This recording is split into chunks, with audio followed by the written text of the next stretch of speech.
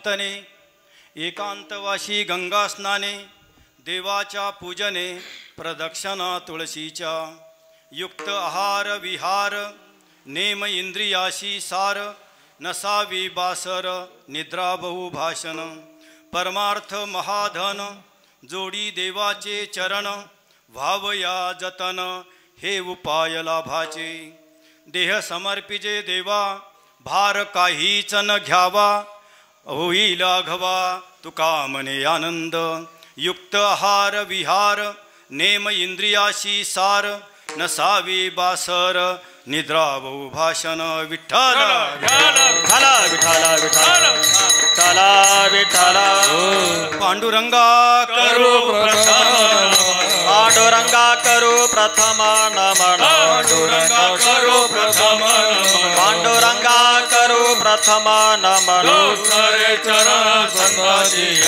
दुसरे चरणा संताची दुसरे चरणा संताची त्यांच्या कृपादाने कथेचा विस्तार कृपादाने कथेचा विस्तार कृपादाने कथेचा विस्तार कृपादाने कथेचा विस्तार बाबाजी सद्गुरु दास तुका बाबाजी सद्गुरु दास तुका बाबाजी सद्गुरु दास तुका ज्यांचे केली या स्मरण होय सकळ विद्येंचे अधिकरण ते बंधू श्रीचरण श्री गुरूंचे ते नमस्कारो नियाता शांताकारं भुजगशयनं पद्मनाभं सुरेशं विश्वाधारं गगनशुचमेघवर्णं शुभांगं लक्ष्मीकान्तं कमलनयनं योगिभिर्ध्यानगम्यं वन्दे विष्णुभवैहरं सर्वलोकैकनाथं काळसारावा चिंतने एकांतवासी गंगास्नाने देवाच्या पूजने प्रदक्षिणा तुळशीच्या युक्त आहार विहार नेम इंद्रियाशी सार नसावी बासर निद्रा बहुभाषण विठ्ठल विठ्ठला विठ्ठला विठ्ठला विठ्ठला विठ्ठला विठ्ठला प्रथमतः एक नम्र विनंती, ज्यावेळेस भजन होईल त्यावेळेस हाताने टाळी आणि मुखाने नाम घ्यायचं बरं का. विठ्ठल विठ्ठल विठ्ठल विठ्ठल. आज महत् भाग्याने यशोदबाबांच्या पुण्यतिथी कार्यक्रमाच्या निमित्तानं ही प्रथम दिवसाची सेवा माझ्या वाट्याला आलेली आहे. अगदी लहानपणी बरं का, म्हणजे मला आठवतं आहे नाही तसं, आमच्या वडिलांची सख्खी आई जी आहे ती वारली होती आणि ते आमची जी सावत्र होती, परंतु माझ्यावर फार प्रेम होतं माझ्यावर बरं का विशेषतः. आणि मग मी तोपर्यंत पाठीवरच बसत होतो बरं का. म्हणजे तुम्हाला लहानपणी सगळ्यांना बालपण आठवत असेल की आपली आई ती मिरची वाटते ना अशी पाट्यावर, त्यावेळेस ती लहान पोरं जे असतात प्रेमानं ती माठी मागून अशी मिठी मारतात. आणि इथं ती धर्मशाळा होती बरं का. त्या धर्मशाळेमध्ये तो बाहेर पाटावरोटा होता आणि ते फार लोक सेवेकरी होते त्यावेळेस. ती आमची आजी जी होती ती थोडी सेवा करायची तिथे. आणि मला ते आठवते ती अशी पाटावरोटा वाटायची. त्यावेळेस मी इथे आलेलो, म्हणजे तेव्हापासून येतो, म्हणजे आज 64 वय आहे माझं, परंतु एक 60 वर्षापूर्वीसुद्धा. आणि आमचे वडील हे शिष्य होते आपल्या यशवंतबाबांचे. आमच्या कुटुंबावर अतिशय फार प्रगाढ असं त्यांचं प्रभाव आहे या यशवंतबाबांचा. आमच्यावरच नाही तर या अकोले तालुक्यातच नव्हे तर अगदी खूप मोठ्या प्रभागावर या बाबांचा प्रभाव पडलेला आहे. आणि आज विठ्ठल महाराज नाहीत, थोडंसं आजारी असल्यामुळे ते नाहीत, पण त्या अनेक लोकांकडून मी ऐकलेलं आहे की इथे ते यशवंत बाबा अगदी उच्च पातळीला पोचलेली बरं का. मी एक माझी स्तुती म्हणून नाही, परंतु मी PhD केलेली बरं का, म्हणजे मी डॉक्टर आहे. हे काय सांगतो मी तुम्हाला, माझा जो विषय आहे ना तो आध्यात्मिक विषय आहे. आणि आध्यात्मिक विषयावर 4 योगी लोक जे होते, म्हणजे परमहंस पदाला प्राप्त झालेले, त्या लोकांनी जे आत्मचरित्र लिहिलेले आहेत त्याच्यावर मी PhD केलेली आहे. म्हणजे अगदी खूप उच्च प्रतीचा विषय आहे. आणि त्याच्यामध्ये काही लोकांची नावं आलेली आहेत ना ते इथे येऊन गेलेले आहेत बरं का. म्हणजे GK प्रधान म्हणून नाव एक शिष्य होते यांचे, आपल्या शंकर महाराजांचे. पुण्याला जर तुम्ही धनकवडीला जर गेलात तर तिथे शंकर महाराज म्हणून फार मोठी विभूती होऊन गेले. आणि त्यांच्या आणि बाबांचे संबंध होते. आणि त्यांच्या आणि बाबांचे संबंध असल्यामुळे हे साधना स्थळ आहे बरं का मोठं. ही विसरू नका बरं का. आपण काय झालं आहे की आपला जो एक जी संस्कृती आहे, जो एक मोठा ठेवा आहे, तो आपण विसरत चाललेलो आहे बरं का. इथला हे जे स्थान आहे हे साधना स्थळ आहे. इथे अनेक महान अशा ऋषीमुनींनी इथे साधना केलेली आहे. अगस्त्य ऋषींचे जे धाकटे बंधू होते महामती ऋषी, इथं त्यांची तपोस्थळी आहे. त्यांनी इथं वास्तव्य होतं. सीतामाईंचं आपल्या ज्यावेळेस हे झालं, त्यांना पळून नेण्यात आलं, त्यावेळेस भगवान राम जे होते ते पहिल्यांदा तिकडे कावनेवरून येताना तिथे पार्वती मातेने त्यांना दर्शन दिलं. आता ते सांगायला वेळ नाही, फार मोठी कथा आहे ती. नंतर ते मग पुढे आले टाकेदला, तिथं जटायूचा उद्धार केला. तिथून मग अशा मधल्या मार्गाने कुठून तरी महामती ऋषींच्या आश्रमात आले.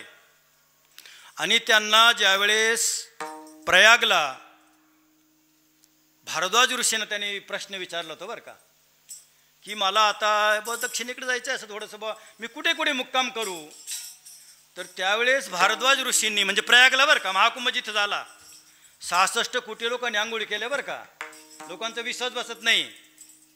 त्या भारद्वाज ऋषींनी त्यांनी सांगितलं की तुम्हाला जर हे करायचं असेल तर तुम्ही अगस्त्य ऋषींचं दर्शन घ्या. मग तिथून जे सांगितलं होतं ते अनेक ऋषीमुनींना विचारत ते इथपर्यंत आलेत, अगस्त्य ऋषींपर्यंत. आणि अगस्त्य ऋषींनी सर्वात महत्त्वाचा जो उपदेश आहे तो भगवान रामचंद्रांना केलेला आहे. आणि थोडा वेळ का होईना महामती ऋषींच्या आश्रमामध्ये थांबले, म्हणून या भूमीला राममाळ हे नाव पडलेलं आहे. आणि बाकी सगळं तुम्हाला माहिती आहे. इथं काय झालं होतं, कशा प्रकारे तो निर्मूलन झालं त्याचं. म्हणजे ही फार मोठी तपोस्थली आहे, फार अतिशय पवित्र ठिकाण आहे. परंतु काय आहे, तुका म्हणे अंध हे जन गेले विसरोनी खऱ्या देवा. म्हणजे खऱ्या भावा, खऱ्या स्थळा वगैरे विसरून गेलेलो आपण. आपला भाव जो आहे तो आपण वाढवला पाहिजे. आज इथं अगस्त्य ऋषींचंच बघा, आता भव्य दिव्य होईल ते, इथं काही व्हायला वेळ लागणार नाही. परंतु त्या म्हणजे ट्रस्टींना माझी विनंती बरं का, ती होणारच आहे. कार्य चालूच आहे.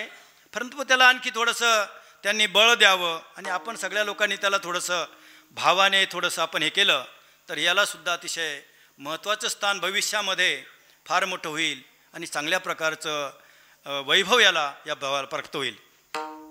तर अशा ठिकाणी माझ्या का अतिशय प्रामाणिक माणसाला सेवा मिळावी हे माझं महत्भाग्य आहे. आणि त्यासाठी आज आणि आपल्या वारकरी संप्रदायाचा अलिखित नियम आहे की पहिल्या दिवशी जी चिंतन सेवा आहे ती नामपर अभंगावर करावी लागते. काळ सारावा चिंतने म्हणून हा अभंग घेतलेला आहे. थोडी अडचण झालेली आपल्या सगळ्यांचीच, चौकडीचा असल्यामुळे. नाही, माझीच अडचण आहे म्हणत, मलाच म्हणता येत नाही.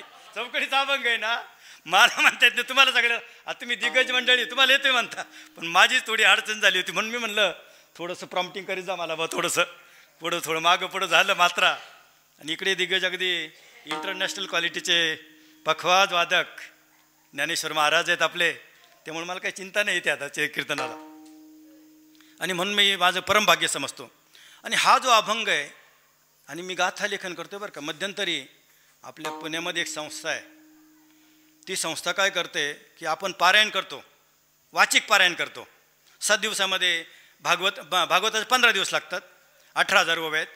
ज्ञानेश्वरीच्या 9,033 ओव्या आहेत, 7 दिवस लागतात. आणि गाथेला सुद्धा 7 दिवस लागतात पारायणाला.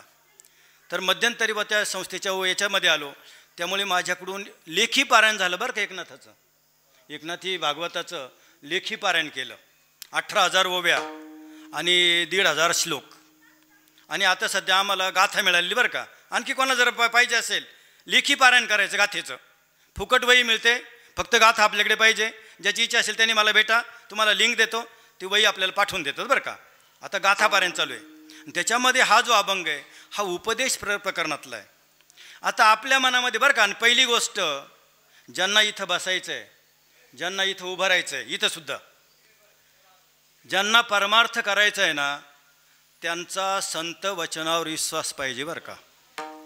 लक्षात ठेवा, ही बेसिक गोष्ट आहे अगदी. याच्याशिवाय परमार्थ चालू शकत नाही.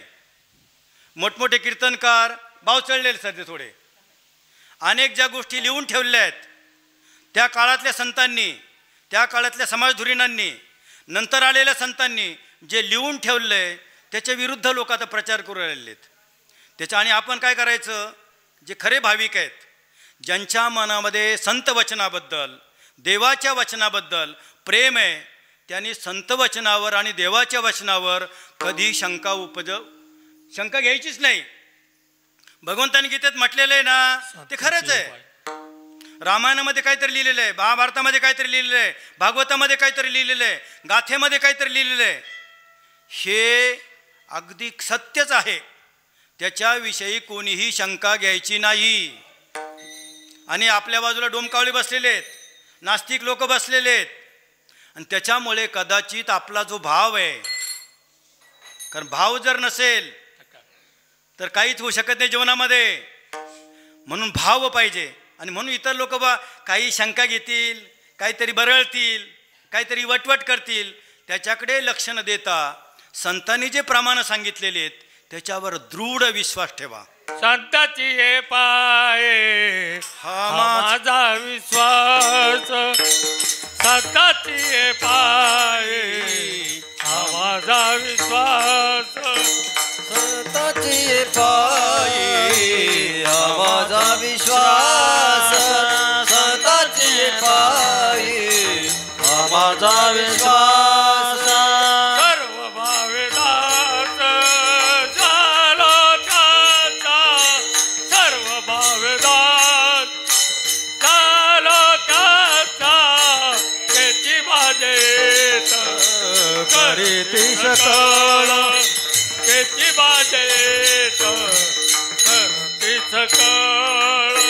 सर्व भावेदास झालो त्यांचा, सर्व भावेदास झालो त्यांचा, त्याची माझे हित करते सकळ, त्याची माझे हित करते सकळ. त्यांनी जे काही सांगून ठेवलं आहे त्याच्यावर विश्वास पाहिजे बरं का. परत आमच्यासारखेच कीर्तनकार काय करतात, थोडे शिकलेले आणि बरेचसे शिकलेले उकलेले असतात बरं का. ते आपला विश्वास असा डळमळीत करायला लागतात. त्यामुळं काही जरी बोलले, बरळले, तरी आपला भावे करायचं नाही. कारण याच्यामध्ये सर्व भावे, सर्व भावे. कारण इथं सर्व भाव जर नसेल, भाव नसेल, कारण भागवतामध्ये सुद्धा म्हटलेलं आहे. कारण ज्यावेळेस शुकाचार्य जनक राजांना उपदेश करतायत त्यांनी म्हटलेले, प्रेमे विन काय जे कराल तुम्ही, यज्ञ कराल, याग कराल, भजन कराल, पूजन कराल, व्यर्थ जाण रूपनाथा. प्रेमे विन भजन पूजन, प्रेमे विन भजन कीर्तन, वृथा जाण रूपनाथा. तुझ्या मनामध्ये जर भाव नसेल, भावे विन भक्ती. कारण भक्ती ही भावाशिवाय होत नाही. भक्ती प्रेमा विना ज्ञान नको देवा, अभिमान नित्य नवा तया माझी, अभिमान नित्य नवा तया माझी, अभिमान नित्य नवा तया माझी. भक्ती प्रेमा विना ज्ञान नको देवा, अभिमान नित्य नवा तया माझी, अभिमान नित्य नवा तया माझी, अभिमान नित्य नवा तया माझी. पण या भारतामध्ये, कारण आम्ही उत्तराखंडला गेलो, 4 धाम तिकडं असते, यमुनोत्री, गंगोत्री, बद्री आणि केदार. तिथं प्रत्येक ठिकाणी बोर्ड लागलेत बरं का, देवभूमी में आपका स्वागत आहे. स्वागत आहे, हिंदी राज्य असल्यामुळं देवभूमी में. आपण सुद्धा कोपऱ्यावर बोर्ड लावायला पाहिजे बरं का दौलत महाराज. संत भूमी में आपका स्वागत है. किती संत आहेत अहो, प्रत्येक जाती धर्मामध्ये संतभूमी आपली ही. आणि संतांनी फार मोठे उपकार केलेले आहेत. काय सांगू आता संतांचे उपकार, काय आपल्याने फिटणार नाही ते. म्हणजे आपल्या कातड्याचे ठेवितो हा पायी जीव थोडा, ठेवितो हा पायी जीव थोडा, ठेवितो हा पायी, जीव थोडा, ठेवितो हा पायी.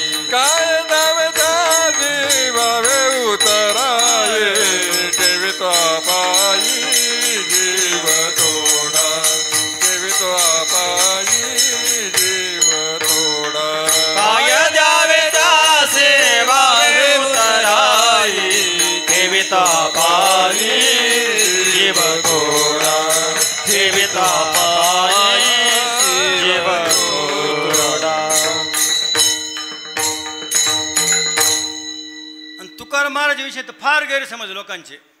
ते दरिद्री होते, ते गरीब होते, त्यांना खायला भाकर मिळत नव्हती. सगळं खोटं आहे बरं का. फक्त दुष्काळ ज्यावेळेस पडला होता, फार मोठा दुष्काळ पडला होता. शिवाजी महाराज ज्यावेळेस राज्यावर आले होते, फार मोठा दुष्काळ पडला होता. त्यावेळेस थोडीशी दुष्काळामुळे आपण सुद्धा 72च्या दुष्काळात मिलो खाल्लेली माणसं आहेत. ज्यांना आठवत असेल आता ही आमची जी पिढी आहे, आम्ही मिलो खाल्लीत. बाजरी खायला मिळत नव्हती. म्हणजे अमेरिकेमध्ये डुकरंसुद्धा जे खात नव्हतं ते आपल्याला पाठवलं होतं अमेरिकेनं. यांचं काहीतरी खायला मिळालं पाहिजे म्हणून आपण ती मिलो खाल्लेली आहे. तुम्हाला एकच सांगतो फक्त, किती श्रीमंत होते तुकाराम महाराज.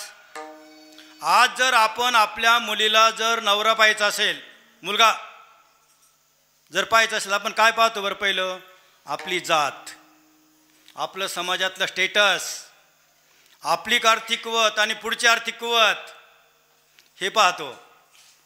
तुकाराम महाराजांची पहिली बायको वारली, ती थोडी आजारीच होते आणि म्हणून त्यांच्या आईवडिलांनी सांगितलं. अनेक लोक त्याच्यावर हे करतात, बाबा त्यांनी दुसरी बायको का केली? ती पहिली बायको आजारी होती, टीबीचा थोडासा आजार होता त्यांना, वारल्या बिचाऱ्या. यांनी ते आजारीच असल्यामुळे कायम आईवडिलांनी विचार केला की यांचं संतती संपदा पाहिजे थोडीशी घरामध्ये, दुसरं लग्न करून दिलं. ही दुसरी जी बाई होती आवडाबाई, ही कोणत्या घरातली होती? पुण्यामध्ये सर्वात श्रीमंत जो सावकार होता, म्हणजे 16व्या शतकामध्ये यांचा जो काल आहे, 1642 साली यांचं देहावसान झालेलं आहे. म्हणजे वैकुंठगमन झाले बरं का, वैकुंठगमन झालेलेच आहेच, चकार आहे. बाकीचे काही बळत असतील त्याला पण मान द्यायचा नाही. म्हणजे 42च्या अगोदर काहीतरी 25 वर्ष त्यांचं लग्न झालेलं असेल. त्यावेळेस त्या सावकारी किती वर्ष रुपयांची होती? 9 लाख रुपयाची म्हणजे सावकारी होती पुण्यामध्ये बरं का. तुकाराम महाराजांचे शास्त्री होते का त्यांनी आपल्या मुलीला वाग्दत्त जो वर आहे, नवरा आहे, करून द्यायचा आहे, ज्या घरात आपल्याला मुलगी द्यायची आहे, त्या तोला मलाच पाहिलं असेल नाव. म्हणजे असं सांगितलं जातं आहे की त्या मावळ परिसरामध्ये आपण जर तलाठ्याच्या दुकानात ऑफिसमध्ये जर गेलो तर ते 7-12चे उतारे जर उचलले नसते तर प्रत्येक उतार्यावर तुकाराम महाराजांच्या यांचं नाव होतं. इतके श्रीमंत होते. म्हणजे 9 लाख रुपये ज्यांची सावकारी होती, म्हणजे आजच्या भाषेमध्ये 9 अब्ज रुपये, 900 कोटी. कोटी कशाला म्हणतात? 900 कोटी रुपयांची सावकारी होती त्यावेळेस. आताच्या भाषेमध्ये इतका श्रीमंत माणूस एखाद्या दरिद्री माणसाला मुलगी देईल का? तुम्ही लक्षात घ्या ना. ज्याची 9 लाख रुपयाची, त्याच्यात पुढच्या त्या लोकांनी आपले जे पेशव्यानंतर त्यांना पैशाची जी उणीव असली त्यावेळेस त्या पेशव्यांना त्यांनी काही कोटी रुपयांचं त्यांनी कर्ज दिलेलं होतं, असा उल्लेख आहे. आणि म्हणून त्याचा म्हणजे तुकाराम महाराजांचे जे गैरसमज आहेत त्यांच्याबद्दलचे ते आपल्या मनातून काढून टाका. ते दरिद्री नव्हते, अतिशय श्रीमंत कुटुंबामध्ये, म्हणजे अगदी गर्भ श्रीमंत कुटुंब होतं. अहो, ज्यांनी अनेक जी खतं होती, गाणवटी होत्या, त्यांनी इंद्रायनं ते बुडून टाकल्या. त्यांनी काही विचार केला नाही, बा आपले पैसे बुडतील ना आपण. अतिशय उदार होते, संत उदार उदार, उदार आहे, अवदार आहे त्यांच्याजवळ. मग असे संत आहे, त्यांचा हा अभंग आहे, नामपर अभंग आहे. आता कसं आहे, ज्ञानेश्वरीच्या एखाद्या ओवीवर जर बोलायचं ठरलं तर आपल्याला आधार आहे बरं का. आधार कोणता आहे? भगवंतांनी श्लोक सांगितलेला आहे आणि त्या श्लोकावर टीका केलेली आहे. भागवतामध्ये वर श्लोक आहे, त्याच्यावर टीका आहे. रामायण आहे, महाभारत आहे, उपनिषद आहेत, वेद आहेत, यांच्यावर वर श्लोक आहे आणि खाली त्याच्यावर टीका आहे. त्याचं मराठी भाषांतर आहे, हिंदीमध्ये भाषांतर आहे. त्याच्यावर बोलणं सोपं आहे, कारण वर हे काहीतरी श्लोक आहे भगवंताचा काहीतरी, आणि कोणत्या वेळेला सांगितलेलं आहे हे महत्त्वाचंच आहे ना. परंतु अभंगांचं असं आहे की अभंगाकडं काय कसे, कारण वर श्लोक नाही, कशा प्रकारे विचार करायचा. मग कीर्तनकार काय करतो, त्याच्या थोडंसं मनाने, आणि ही जी मंडळी आहेत प्रमाण देतात वेळोवेळी, त्या प्रमाणांचा आधार घेत तो मार्गक्रमण करत असतो. आजचा जो अभंग आहे तो नामपर अभंग आहे, उपदेशपर अभंग आहे. इथे ज्याला परमार्थ करायचा आहे, ज्याला साधना करायची आहे, त्याने काय काय करावं हा सांगणारा तो अभंग आहे. नव्हे नव्हे विठ्ठल मात्रा जेने घ्यावी, तेने पथ्ये पाळावी, सांभाळावी. कारण इथं काही आयऱ्या गैऱ्याचं काम नाही बरं का. कारण भगवंत सांगतात की तुम्ही भक्ती केली पाहिजे. अरे झडझडून वैला निग भक्तीची या वाटे लाग, तेने पावसी अव्यंग निजधाम माझे. हे बघ अर्जुना, प्रत्येकाने भक्ती केलेली पाहिजे. कारण भक्ती ही काय एखाद्या म्हशींकडून, गायांकडून, पशुपक्ष्यांकडून, माशांकडून केली जाणारी घटना नाही आहे. याच्यासाठी फक्त मानव हा एकटाच असा प्राणी आहे की तो भक्ती करू शकतो. आणि भक्ती जर केली तरच तो निजधामाला प्राप्त होतो.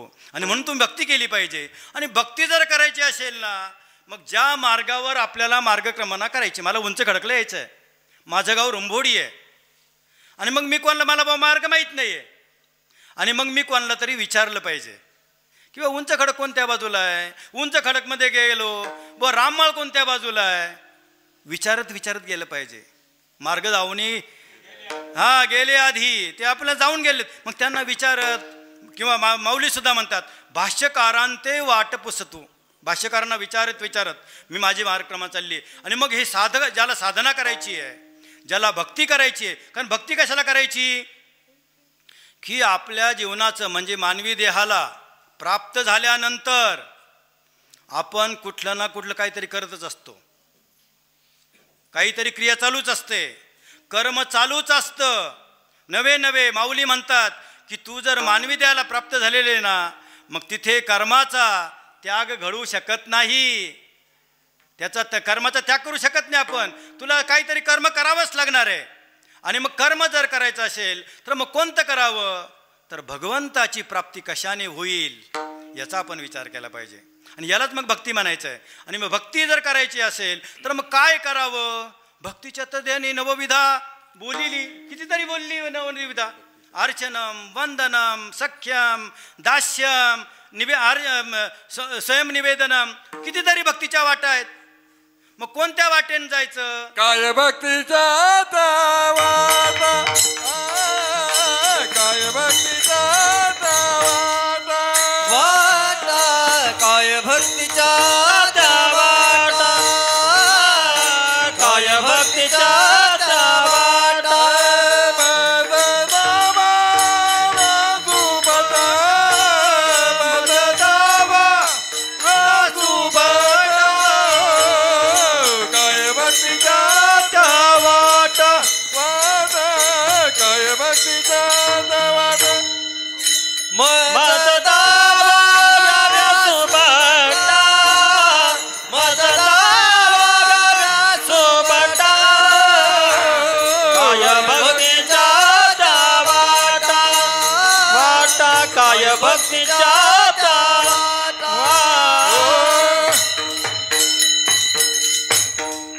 आपण कोणाला विचारलं लागतं, संतांना विचारलं लागतं, मारुतीरायांनाच विचारलं लागतं. यशवंतबाबांनी सुद्धा विचारलं होतं ना, का त्यांना ते भूत प्रसन्न झालं इथलं. आणि मग त्यांनी पाहिलं भूताकडे. यशवंतबाबांच्या तोंडातून लगेच शब्द गेले, पाहू गेलो वेदशास्त्र पण प्राप्त झाले कोकशास्त्र. याच्यासाठी मी काय हे चिंतन भागवतीत सांगत नव्हतो, याच्यासाठी नामस्मरण करत नव्हतो. माझं नामस्मरण कशासाठी आहे. आणि मग ते भूत म्हणलं थांबा, तुम्ही इथं जी भागवताची साधना केलेली आहे, इथं जे रामाचं नामस्मरण केलेलं आहे, इथं जे नामचिंतन झालेलं आहे, याच्यामुळे माझा उद्धार झालेला आहे.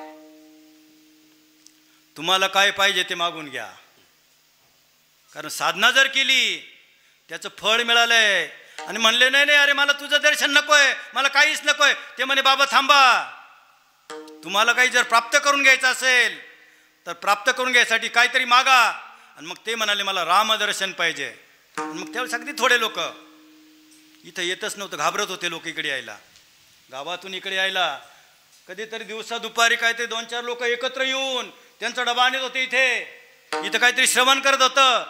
आणि मग श्रवण केल्यानंतर त्यांनी सांगितलं की पहिला श्रोता येतोय आणि सर्वात शेवटी जातोय तो हनुमंत आहे. काय भक्तीच्या त्या वाटा, मला सांगा काय भक्तीच्या वाटा आहे. त्यांचे पाय धरा, तुम्हाला रामदर्शन होईल. आपण जर खऱ्या भावाने, प्रेमाने, विश्वासाने जर भक्ती केली तर आपल्याही जीवनामध्ये रामदर्शन होऊ शकतं, आपल्याला देव प्राप्त होऊ शकतो. आणि मानवी जीवनाची ती कर्तव्यता कशात आहे. मानवी जीवनाची ती कर्तव्यता. काहीतरी प्लॉट घेतलेत, काहीतरी शेती वाढवली, काहीतरी मोठा बंगला बांधला, काहीतरी अकोल्याला काहीतरी 2-4 प्लॉट घेऊन ठेवलेत, मुंबईला काहीतरी पार अगदी स्विस बँकेमध्ये पैसे ठेवलेत. याच्यासाठी नाही, मानवी जीवन याच्यासाठी नाही.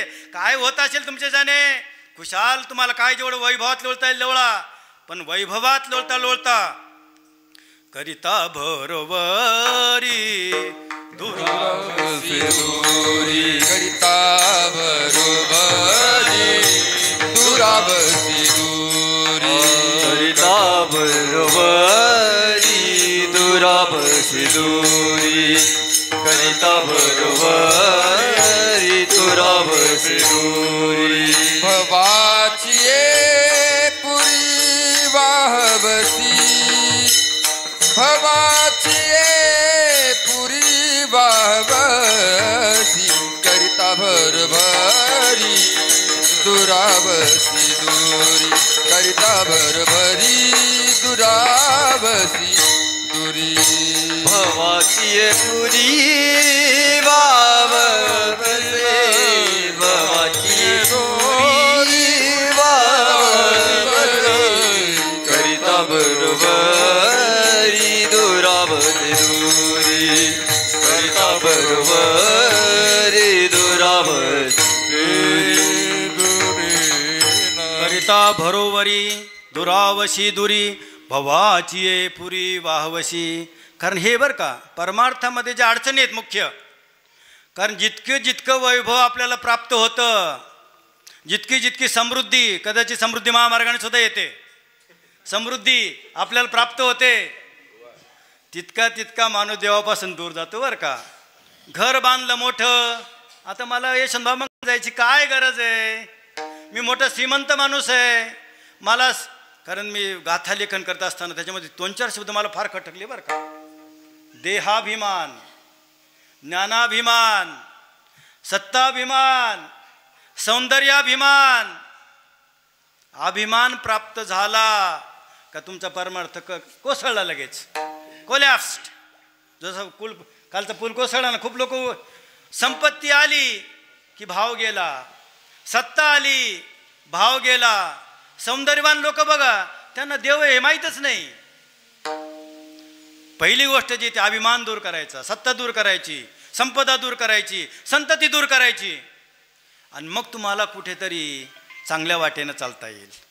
मग हे जर करायचं असेल, संतांच्या मनामध्ये कळवळ आहे. आणि संत का, हे संतच वचन काय करायचं. अहो हजारो कादंबऱ्या लिहिलेल्या आहेत. एक बाबुराव अर्नाळकर नावाचा कादंबरीकार आहे, डिटेक्टिव्ह कादंबऱ्या लिहिलेल्या आहेत, डिटेक्टिव्ह कादंबऱ्या. एक पोलीस ऑफिसर होता, एक स्मगलर होता, एक गुन्हेगार होता, त्याने गुन्हे केले, मग त्याने कसं पकडलं. किती कादंबऱ्या लिहिल्या असाव्यात, 1111 कादंबऱ्या लिहिल्यात. आपल्या महाराष्ट्रातल्या बरं का, विरारचा.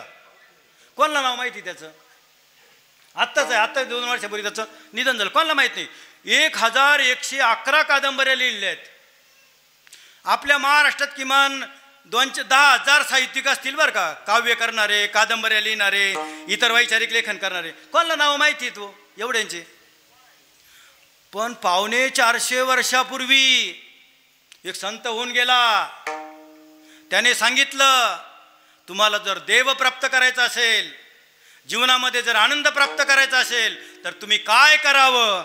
अभंगाचं पहिलं चरण. काळ सारावा चिंतने काळ सारावा चिंतने काळ सारावा चिंतने काळ सारावा चिंतने एकांतवासी गंगा स्नाने एकांतवासी गंगा स्नाने एकांतवासी गंगा स्नाने एकांतवासी गंगा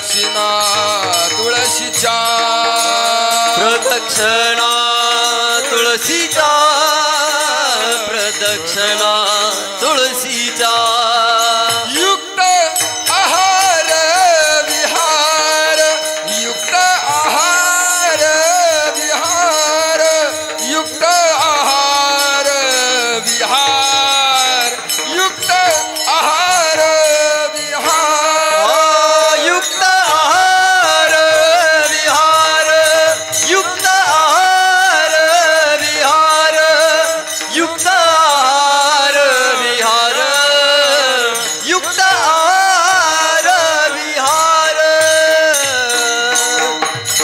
विहार तुकाराम महाराज म्हणतात, तुम्हाला साधना करायची आहे ना, तुम्हाला देवाची प्राप्ती करायची आहे ना, तुम्हाला जीवनामध्ये आनंद मिळवायचा आहे ना, मग तुम्ही मी सांगतो ते करा. काय करा? काळ सारावा चिंतने, एकांतवाशी गंगा स्नाने, देवाच्या पूजने, प्रदक्षिणा तुळशीच्या. तुम्ही काय करा की तुम्ही आपला जो काळ आहे, आपला खूप काळ आहे. अहो, अनेक लोकांना प्रश्न पडलेला आहे. मला सुद्धा अनेक लोकांनी विचारलं, आता सर रिटायर झाले तुम्ही काय कर, म्हणलं मला प्रॉब्लेमच नाही. अहो, करोना काळामध्ये अनेक लोकांना प्रश्न मिळाला, कसा टाइमपास करायचा. मी करोना काळामध्ये ज्ञानेश्वरीची 108 पारायणं केली. करोना काळात बरं का, केवळ ज्ञानेश्वरीच नाही, एकनाथी भागवत 3-4 वेळा वाचलं. नंतर एकनाथी भावार्थ रामायण आहे ते 3-4 वेळा वाचलं. नंतर संक्षिप्त भागवत आहे ते वाचलं. नंतर असे अनेक भक्तिलीलामृत आहे ते असे अनेक ग्रंथ वाचले मी. काशीखंड वाचला. माझ्या पुढे प्रश्नच नाही. अहो, चिंतन करीत बसलं, काय काळ कसा जातोय. अहो, नुसते ज्ञानेश्वरी उडून बसलं. मोठमोठे अध्याय आहेत, 350, 400, 500, 1808 शेवटचा अध्याय. एखादा तास सहज जातो ना निघून. एक पहिला अध्याय काढला, 1 तास गेला मस्तपैकी. आले फिरून थोडंसं एक घराभोवती प्रदक्षिणा मारली आपल्या, परत बसले. दुसरा अध्याय. माझे अगदी 3 दिवसामध्ये मी पारायण करू शकतो. 3 दिवसामध्ये ज्ञानेश्वर. एकदा तर 2 दिवसामध्ये केलेले बरं का मी, म्हणजे स्तुती म्हणून नाही. पण काळ जर घालायचं असेल, काय नाही, चिंतने चिंतने. हा, काळ सारावा चिंतने. नाही, एकनाथ महाराज त्याला धन्य तर देतात. धन्य तोची धन्य तोची जगीत एक आता मी चुकलं, जाऊ द्या. हरिरंगी नाचे रामकृष्ण वासुदेव सदा स्मरे वाचे. त्याला धन्यता दिलेली आहे. धन्य कोण आहे? काहीतरी चावडीवर बसलाय, सोसायटीत बसलाय, ग्रामपंचायतीत बसलाय, रेस्ट हाऊसला बसलाय आणि काहीतरी टवाळ्या चालल्यात. त्याला काही धन्यता आहे का? कुणी असं भाऊ काय सत्कार केलाय का? बा तुम्ही बा गावातले आपले 4 लोक ह्या गावातल्या ते आमच्या कट्ट्यावर बसतात आणि त्यांचा काळबा आयुष्यभर त्यांनी या गट्ट्यावर बसून गावाच्या निंदा चहाड्या टवाळक्या केलेल्या आहेत. त्यांचा सत्कार समारंभ आयोजित केलेला आहे. माननीय मुख्यमंत्र्यांना, माननीय सरपंच, कोणाला तरी बोलून सत्कार. असं काही झालंय का हो कधी? त्यांचा सत्कार कधी होणार नाही. सत्कार कोणचा होतो? आता इथेच पहा, इथं सत्कार होणार शेवटच्या दिवशी. मरण पावलेले का मरण पावलेत, पण सत्कार का होणार आहे? त्यांनी आपला सगळा काळ जो आहे तो कशामध्ये घातलेला आहे? चिंतनामध्ये घातलेला आहे, नामस्मरणामध्ये घातलेला आहे. आणि मग ज्ञानेश्वरीमध्ये सुद्धा म्हटलेलं आहे, येथे एकच लीला तरले, जे सर्व भावे मज भजले, तय आईलीच धडिये सरले, माया जाळ. नामस्मरण का करायचं? खरं आपल्या पाठीमागं माया लागलेली आहे. आणि भगवंत सांगतात, दैवी हेशा गुणमयी मम माया दुरत्यया, हे मामेव प्रपद्यन्ते माया मेताम तरंती ते. कारण ही माया जी आहे, कारण धन काय? माया आहे. पत्नी, नवरा, संतती हे सगळी मायेची रूप आहेत. आणि याच्यावर जर विजय मिळवायचा असेल, कारण मायेची 3 गुण आहेत. दैवी येते, दैवी हेशा गुणमयी, अनेक गुण दाखवते ती. आणि दुरत्य आहे, म्हणजे अतिशय दुर्घड आहे. हा भवसागर तरून जाणं अतिशय अवघड आहे. आणि याच्यावर जर तुम्हाला जर विजय मिळवायचा असेल तर मग काय करा? तुम्ही मलाच शरण या. जो मज होय अनन्य शरण, त्याचे निवारी मी जन्म मरण. शरणागता शरण्य आमदार, शरणागता शरण्य खासदार, शरणागता शरण्य प्राईम मिनिस्टर नाही. मीच एकू एक गावी आम्ही विठोबाचे नाव, आम्ही दुसरं कोणचं नाव सुद्धा घेणार नाही. हा म्हणून काळ सारावा चिंतने, ज्याला ज्याला आपला उद्धार करून घ्यायचा आहे, काही मी उद्धार पावेन. आणि साधकाची दशा कशी असली पाहिजे, उदास असली पाहिजे, तर तुमच्याकडून परमार्थ होणार आहे. जर उदासीनत्व जर आलं नाही, आपण उदास आहे ना, प्रपंचावर इथे आपण हजर आहे म्हणजे काय, आपण 2-3 तासासाठी प्रपंचावर उदासीन झालेले ना हो. एवढं घर सोडून आता बघा उंच गडकमध्ये किती मोठी लोकसंख्या आहे, इथं किती लोक हजर आहे. अगदी थोडे लोक आहेत, अगदी 100च्या आतमध्येच लोक आहेत हजर. हे काय झालंय, कारण बाकीच्यांच्या ठिकाणी तात्पुरतं का वैराग्य नाहीये, उदासीनता नाहीये. आपल्याच ठिकाणी ती उदासीनता आहे. नवरा घरी आला असेल, पोरं भुकेने काय तिथे कासावीस झालेले असतील, काही कामं बा शेतामधले ते काहीतरी गाई पिळायचं राहिले असतील, दूध द्यायचं राहिले, पण आम्ही तिथं ते सोडून सगळं इथे आलेलो आहे. काळ सारावा चिंतने. पण काय होतं ते, लोकांतात जर असलं, बाजारात गेलं होईल का नामस्मरण तुमचं, सोसायटीत गेलं, पतपिढीत गेलं, नाही होणार नामचिंतन तुमचं. का होणार नाही, तिथं काय चाललेलं आहे, अनंत वाचाळ बरळती बरळ,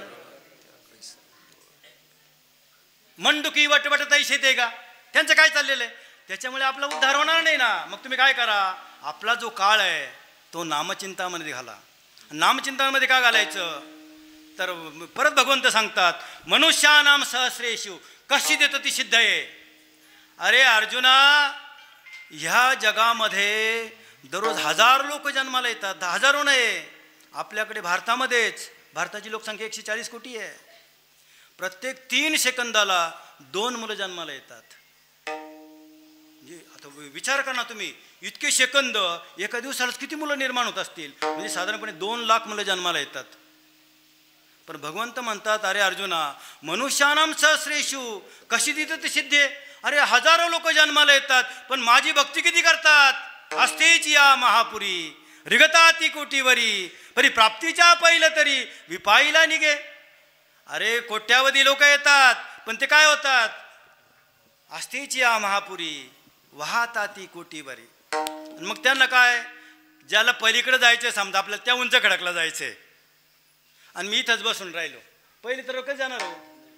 जो आईला तिरालाच गेलेला नाहीये तो पहिले तिराला कसं जाईल का. मग त्या पहिले तिराला जर जायचं असेल तर आपण निदान ह्या आईला तिरावर तिथं गेलं पाहिजे, तिथं प्रयत्न केला पाहिजे. काही होडी आहे का, काही पूल बांधलेला आहे का, काही पोहून जाता येईल का, असं काहीतरी विचार केला पाहिजे. म्हणून काळ सारावा चिंतने. लोकांतामध्ये असलं तर चिंतन होत नाही. कुटुंबामध्ये सुद्धा आपलं चालली असते देवपूजा, तिकडे लगेच चहाचा वास येतो, संपली पूजा. आता चुकीनं काय होतं, कधी कधी त्या गृहिणीचं लक्ष नसतं, मोठा गॅस केलेला असतो, पावशेर दूध असतं, त्याला जळायला काय सगळ्या आळीमध्ये वास जातो. गेलं तुमचं भजन संपलं, तिथेच नामचिंतन संपलं. मग काय करायचं, एकांतात जायचं, एकांतामध्ये चिंतन चांगलं होतं. मग हे तुकाराम महाराजांनी काय हे केलेले, कधी भामरा गाडायला जायचं, कधी इकडच्या दुसऱ्या गाड्यावर जायचं, हे का करत होते, कारण लोकांतात जर राहिलं तर माझं चिंतन होणार नाही, आणि म्हणून मी एकांतात गेलं पाहिजे. तुका म्हणे आम्हा एकांताचा वास, ब्रह्मी ब्रह्मरस सेवू सदा, ब्रह्मी ब्रह्मरस सेवू सदा, ब्रह्मी ब्रह्मरस सेवू सदा.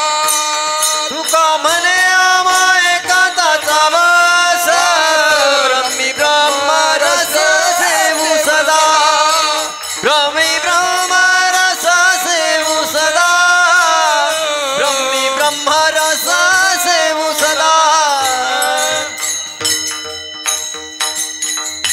तर एकांतात जर गेलं तर नामाचं चिंतन होतं, आणि नामाचं चिंतन म्हणजे ब्रह्मरसाचं सेवन आहे. ब्रह्मरस आहे, सेवू ब्रह्मरस आवडीने. हा नामाचं चिंतन करायचं म्हणजे काय, हे बाकीचे रस जे आहेत ना ते काय तात्पुरते आहेत, त्याला काही अर्थ नाही आहे.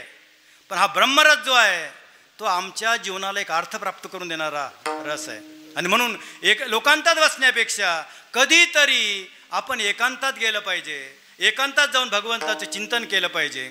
आता हे करण्यासाठी काय आहे, प्राथमिक गोष्टी बरं का, बेसिक फाउंडेशन. म्हणजे आपल्याला इमारत जर चांगली करायची, आता ही इमारत आहे, याला हे पिलर आहेत, काहीतरी कॉलम आहेत, आरसीची कॉलम आहेत.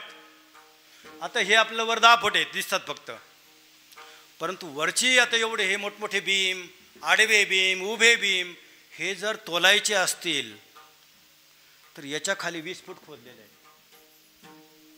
कारण पुंडलिकाचं मंदिर आहे पंढरपूरला, आणि कधी कधी त्या पुराचं पाणी पार कळसाच्या वर जातं. मी विचारलं बा, आता एवढे मोठमोठे पूर येऊन गेलेत, हे मंदिर टिकलं कसं काय? तिथल्या ब्राह्मणांना विचारलं. अहो ते म्हणे, हा जेवढं वर दिसतंय ना आपल्याला, म्हणजे भूमीच्या वर, तेवढा त्याचा पाया आहे, बेसिक फाउंडेशन. मग बेसिक फाउंडेशन काय आपल्या साधनेचं? नामचिंतन करायचं तुम्हाला ना, मग तुम्ही देवाचं पूजन केलं पाहिजे. आपल्या देवात काहीतरी बाबा कुलदैवत आहेत, काहीतरी देवी आहे, काहीतरी खंडोबा आहे, काहीतरी भैरोबा आहे. पण तिथं काय करायचं? त्यांचे पूजन करत असताना मी विठ्ठलाचं पूजन करतोय, पांडुरंगाचं पूजन करतोय, विष्णूचं विष्णूचं पूजन करतोय, अशी भावना ठेवायची बरं का देवाच्या पूजने. आणि लक्षात ठेवा, आपण कोणत्याही कार्यासाठी जरी निघालो आणि आपल्याकडून जर देवपूजा झाली नाही एखाद्या वेळेस, तर संकट येण्याची शक्यता असते. माझा अनुभव बरं का, हा घ्या माझा अनुभव. कधी कधी काय होतं, घाई असते, हां तू कर गा आता, आम्ही चाललो थोडं, मला काम आहे. देवाचं पूजन कधी चुकवायचं नाही.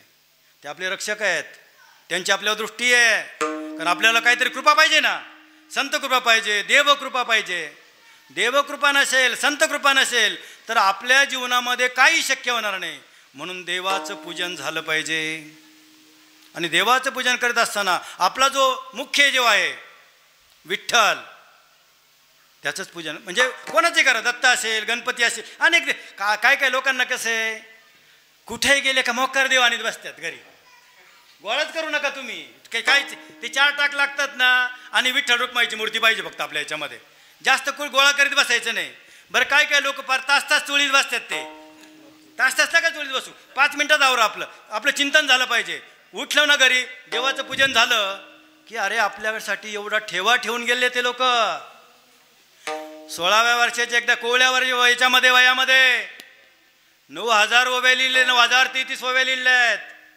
काय प्रतिभा आहे ज्ञानेश्वरीकडे, कोणत्याही याने पहा. सौंदर्यशास्त्र आहे त्याच्यामध्ये काव्य आहे, त्याच्यामध्ये प्रपंचाचं ज्ञान आहे, परमार्थाचं ज्ञान आहे, देवाचं ज्ञान आहे, संताचं ज्ञान आहे, शेतीचं ज्ञान आहे. कुठलं ज्ञान नाही हो त्याच्याकडे तिथे.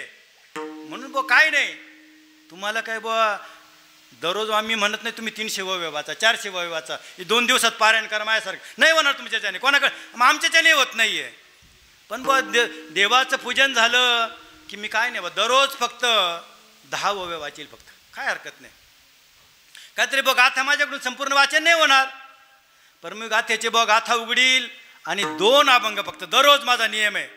कारण पुढे येणार ते नियम इंद्रियाशी सार. नियम पाहिजे, आपण काहीतरी नियम करा. नियम जर केला तर आपल्या आयुष्याची एक लाईन निश्चित होणार आहे. म्हणून तुम्ही देवाचं पूजन करा. देवाचं पूजन झालं की ते थोडं पाणी जे उरलेले पूजेचं ते बाहेर या. आपल्या घराच्या समोर तुळशी वृंदावन पाहिजे. नामदेव महाराजांनी म्हटलेलं आहे, ज्याच्या घरासमोर तुळशी वृंदावन नाहीये ते घर नाहीये, ते स्मशान आहे. कारण ते अतिशय पवित्र आहे. कारण ती कथा जर सांगायला गेलं तर त्याच्यावरच कीर्तन होईल. अतिशय पवित्र स्त्री आहे, तिनं ते तुळशीचं रूप घेतलेलं आहे. आणि मग तुळशीची प्रदक्षिणा घातली पाहिजे. त्याच्या पाठी मग शास्त्र आहे बरं का. आपली पूर्वीची जर घरं पाहिली, आता मोठमोठे बंगले झालेत, त्याच्या खिडक्या म्हणजे जवळजवळ भिंती नाहीत. आता बंगल्याला भिंतीच नाही, त्याचे काहीतरी फ्रेंच विंडो पाहिजे. म्हणजे त्या विंडो पार हा जो वरचा कॉलम आहे, बीम आहे, आणि खाली हेच नाही बरं का, काय भिंतच नाही. इथून तर वरपर्यंत फक्त विंडो, फ्रेंच विंडो. म्हणजे तिथं पण पूर्वीच्या काळी काय होतं, चोरीची भीती असायची, दरोडेखोरीची भीती राहायची. लोकांकडे पैसे नव्हते त्यावेळेस, यावाडल्या काहीतरी झरोके ठेवायचे फक्त. आणि विशेषतः महिला ज्या होत्या ना, त्यांना पुरेसा ऑक्सिजन मिळत नव्हता. शास्त्रीय कारण सांगतो बरं का. आपल्याला सुद्धा घरामध्ये त्यावेळेस छोटे छोटे झरोके होते, आपल्याला पुरेसा ऑक्सिजन मिळत नव्हता. आणि जगाच्या पाठीवर एकच वनस्पती अशी आहे की ती 24 तास ऑक्सिजन पुरवते, प्राणवायू पुरवते, जो आपल्याला ते आवश्यक आहे. आपले जे श्वास चालू आहे ना, श्वास घेतला त्याच्यामध्ये 21% प्राणवायू आहे, तो घ्यायचा आणि बाकीचं कार्बन डायऑक्साईड तो बाहेर फेकायचा. जे नको आहे ते बाहेर फेकायचं आणि फक्त प्राणवायू घ्यायचा. आणि तुळशीचं झाड जे आहे ते 24 तास ऑक्सिजन बाहेर फेकतं आणि त्याच्याभोवती फक्त प्रदक्षिणा मारली की लगेच माणूस टवटवीत होतो, ताजा तवाना होतो. त्याचं कारण दुसरं काहीच नाही आहे. ते ऑक्सिजन जो मिळतो आपल्याला, घरामध्ये एवढा ऑक्सिजन मिळत नाही ना, तेव्हा धूर होता, त्या धुरामध्ये ऑक्सिजन सगळं कार्बन डायऑक्साईड, कार्बन मोनॉक्साईड होता तो तिथे. आणि म्हणून आपल्याला ऑक्सिजन मिळावा म्हणून काय करायचं, प्रदक्षिणा तुळशीच्या. आणि एक पवित्रता आहे, कारण ही पतिव्रता स्त्री आहे. आणि तुकाराम महाराज तर म्हणतात, तुका म्हणे पतिव्रता तिची देवावरी सत्ता, तिची देवावरी सत्ता, तिची देवावरी सत्ता. तुका म्हणे पतिव्रता तिची देवावरी सत्ता, तिची देवावरी सत्ता, तिची देवावरी सत्ता. तिथं देवाला आता काय होतं, धर्म प्रस्थापित करायचं आहे ना, आता ते सांगायला वेळ नाही बरं का. यदा यदा हि धर्मस्य ग्लानिर्भवति भारत अभ्युत्थानम धर्मस्य तदात्मानं सुजाम्यहम. कारण धर्मस्थापना करायची असते ना, कधी कधी देवालाच अधर्म करावा लागतो. जालंधर माजला होता, त्याला खतम करायचं होतं, मग तिथं व्यभिचार केला, पण तिची ताकद एवढी होती, तिनं लगेच शाप दिला आणि देवाला दगड व्हावं लागलं. किती सत्ता आहे. तुका म्हणे प्रतिवता तिची देवावरी सत्ता, अरे दगड होशील, झाला दगड लगेच. किती मोठी सत्ता आहे. आणि मग ते जे पाप धुतलं, मी नर्मदा परिक्रमा केलेली बरं का, पायी परिक्रमा केलेली आहे. आणि मग ते नर्मदेची कथा कशी निर्माण झाली. मग हे जे पाप झालं ते हे झालं पाहिजे, शुद्ध झालं पाहिजे. कारण देवसुद्धा मलिन होतं, आपण मलिन व्हा काय बाग आहे. देवसुद्धा मलिन होतात. आणि मग देवांचं मलिनत्व कशाने जातं. मग तिथे कथा घडली. आणि मग जे ऋषी होते, भृगु ऋषी, त्याने जाऊन ज्याने जिथं, कारण चित्तामध्ये तो व्यभिचाराचा भाव आला ना देवाच्या, इथं घडल्यामुळे इथं लात मारली. आणि लात मारल्यामुळे जे पाणी पडलंय डोळ्यातून, ती नर्मदा नदी आहे. लक्षात घ्या. पवित्र जर व्हायचं असेल देवाला सुद्धा, तर पतिव्रतेचं हे करावं लागतं. आणि म्हणून, आणि दुसरं एक आहे बरं का, आपल्या मनात खूप गैरसमज आहेत, अंधश्रद्धाळू लोक आहेत आपण. अंधश्रद्धा कोणती आहे, मला आज कचेरीत काम आहे, अकोल्याला कचेरीत जायचंय, पण बाहेर पडलो, मांजर आडवं गेलं. मांजर आहे नाही, एखादा माणूस आडवं गेला. असतात ना गावात असे काही की त्यांचं तोंड पाहिलं का कामच होत नाही अजिबात. मग काय करायचं, सकाळी उठलं का आंघोळ करू नका तुम्ही, पहिलं तुळशीचं दर्शन घ्या, लगेच पवित्रता आहे. तुळशीच्या प्रदक्षिणा, तुळशीच्या. आणखी काय पाहिजे, युक्त आहार विहार. का तुमचा आहार जो आहे, कारण हे करायचं ना तुम्हाला, काय करायचं तुम्हाला, देवाचं चिंतन करायचं आहे, एकांत स्थानामध्ये जायचं आहे, देवाचं पूजन करायचं आहे, प्रदक्षिणा करायच्या तुळशीच्या. मग तुम्हाला काय पाहिजे, आहार सुद्धा चांगला पाहिजे. हे दुसऱ्या चरणामध्ये सांगितलेलं आहे. युक्त आहार विहार, युक्त आहार विहार, युक्त आहार विहार, युक्त आहार विहार. नेम इंद्रियासी सार, नेम इंद्रियासी सार, नेम इंद्रियासी सार,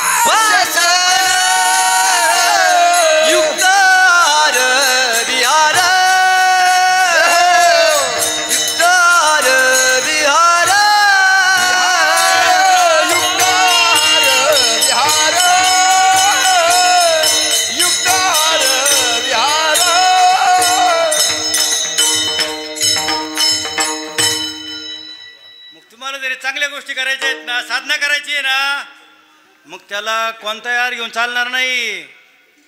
त्याला सात्विक आहार घेतला पाहिजे. 18वा अध्याय वाचा, शेवटी जा तुम्ही. अगदी सत्वगुणी आहार, राजस आहार आणि तमोगुणी आहार असं ते आहाराचं वर्णन केलेलं आहे. मग आपला जो आहार आहे ना तो सात्विक पाहिजे. सात्विक आहार म्हणजे काय? मग तिथं बऱ्याच निषिद्धता आली बरं का. विधी ते पाळावे, निषेधा ते गाळावे. मग त्याने सांगितले संतांनी हे खा. आणि ज्यांच्या गळ्यामध्ये पवित्र माळ आहे तुळशीची त्यांना तर काय सांगायची गरज नाही, सगळे मंडळी तीच आहेत आता इथे. मग युक्त आहार असला पाहिजे. आणि आहार मोकार खायचं नाही किती काही बी. आपलं जे पोट आहे ना, आपलं जे शरीर आहे, हे जे पाय तयार केलेत ना देवाने, हा बा 5.5 फुटाचा देह आहे, 64 वर्षाचा आहे. याचं वजन 60 किलो पाहिजे. लक्षात घ्या. हा जर 80 किलो झाला, हे पाय किती वजन वाढवण्यासाठी केलेत? 60 किलो वाढण्यासाठी. आणि 80 किलो जर झालं मग ते पाय गुडघेदुखीचा विकार कशामुळे? लोकांना मोक्कार खात बसतात. मग त्याच्याकरता काय करायचं? पोटाचा भाग 4 भाग करायचे बरं का. सारखं चरत बसायचं नाही, 4 भाग करायचे. म्हणजे लगेच चाकू घेऊन लगेच बारकं न करू बरं तुम्ही, लगेच कापायचं नाही. कल्पना करायची नुसती, हे एवढं पोट आहे, याचे 4 भाग केले. 2 भाग अन्न, चपाती, भात, वरण, भाजी, भजे. आता तोंडाला पाणी नको काय देऊ तुम्ही. 2 भाग फक्त. 1 भाग पाणी. मोक्कार पाणी प्यायचं नाही. काही काही जेवणानंतर एक तांब्या घटाघट पाणी पितात, ते चुकीचं आहे बरं का. योगाच्या दृष्टीने मी योगाचा बी 1 महिन्याचा कोर्स केला रामबाबाचा. जास्त पाणी प्यायचं नाही, थोडं कमी पाणी पिऊच नाही जेवताना. अर्धा तास अगोदर प्यावं, नाही तर अर्धा तास उशिरा प्यावं. कारण हे जठराग्नी तापलेला असतो ना, ते इथं पेटलेलं अग्नी आतमध्ये आणि ते विजवायचं काम करते. पाणी जर जास्त पेलो तर तो अग्नी विजून जातो ना, ते पचन चांगलं होत नाही. बऱ्याचशा ज्या व्याधी आहे, 2 भाग अन्न, 1 भाग पाणी. आणि आपल्या शरीराचं चलनवलन होण्यासाठी हवा लागते आपल्याला. श्वास घेतो, काही काही इतकं खातात की जिलेबीचं वेटवळ इथून दिसतं. युक्त आहार पाहिजे. एक भाग जो आहे तो वायुविजनासाठी पाहिजे. व्हेंटिलेशन पाहिजे ना भाऊ. जर आता इथं बसलोय आपण, इथं व्हेंटिलेशन सगळं बंद करून घेतलं असतं, म्हणजे बंद झाले दरवाजे इथपर्यंत पार, हवा कुठून जाणार आतमध्ये, बाहेर कुठून निघणार तुमची. मग तडस लागते पार. युक्त आहार विहार. दुसरं असं आहे, योगी जे लोक असतात ते एकच वेळी जेवतात, एक भुक्त राहतात बघा. योगी लोक. जे भोगी लोक आहेत आपल्यासारखे, आपलं काम करावं लागतं, 2 वेळा जेवायचं. आणि जे रोगी आहेत ना, ते जे दिवसभर जीवनभर खातच राहतात फक्त. कुठे जात आम्ही वाळून माऊलीत आमच्या समोर एका ठिकाणी, इकडे आम्ही वारीचं आमची लय चंगळ असते.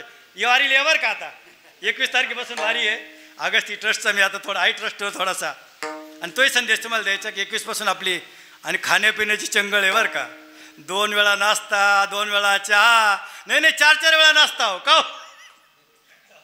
सकाळचं 2 नाश्ते झालेत, दुपारचं जेवण झालंय, चाललो थोडंसं, आणि वडेपाव मिळाले. किती खावेत? 20 वडेपाव. दुपारचा नाश्ता, जेवण झाल्यावर. त्याच्यासाठी नका, आपल्या भक्तीसाठी बरं का. वारी ही भक्तीसाठी करायची आपल्याला. सगळ्यांनी सहभागी व्हा. ऑगस्टच्या आश्रमामधून 21 तारखेला 8 वाजता मी त्याच्यामध्ये असणार आहे. विनेकरी असतो मी त्याच्यामध्ये आणि 2-4 जण आम्ही ती सेवा तिथं देत असतो. आणि मग तुम्ही सुद्धा जास्तीत जास्त लोकांनी त्याच्यामध्ये सहभागी. का सांगत होतो? भोगी जे आहेत, योगी 1 वेळा जेवतो, भोगी असतो आपल्यासारखा तो 2 वेळा जेवतो. आणि जे रोगी आहे, कारण कसं आहे इतकं, आणि पुढे येणार बरं का लगेच, नसावी बासर निद्रा. नसावी बासर निद्रा भाषण, दोन्हीकडे लावायचं बरं का.